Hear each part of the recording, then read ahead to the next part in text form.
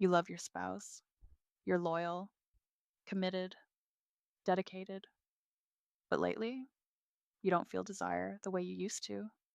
Not because you don't care, but because you're tired, touched out, overstimulated, mentally full, and you're wondering, is something wrong with me?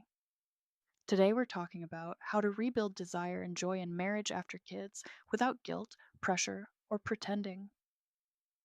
Why desire changes after kids. Desire isn't just physical, it's neurological. When your nervous system is overloaded, desire is the first thing to go. Your body prioritizes safety, rest, recovery, not romance.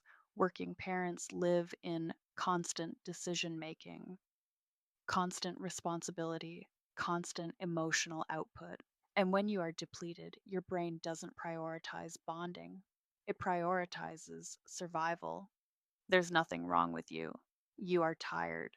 The touched out effect. If you've been touched all day by toddlers, by responsibilities, by noise, by stress, your body craves space. Desire requires calm, presence, energy, safety. Overstimulation blocks all four. So when evening comes, you don't want closeness. You want quiet.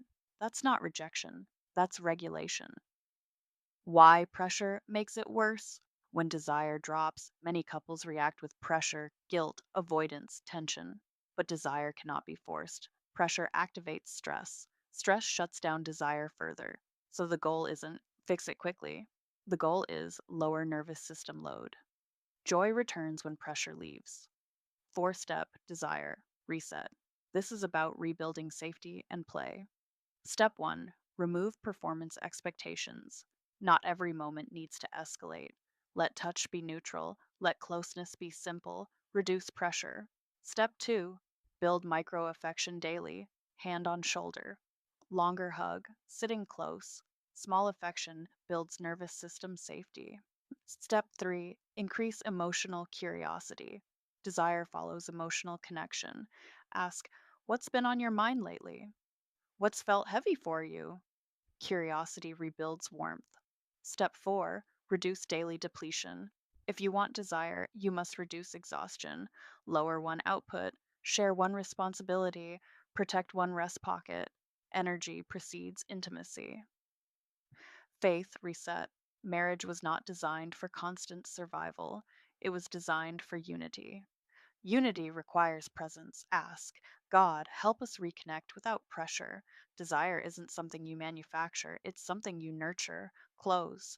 If you don't feel the same spark right now, it doesn't mean it's gone. It may just be buried under exhaustion. Lower the load. Rebuild safety. Start small. Subscribe if you're a working parent building marriage intentionally, not accidentally. We're building it here.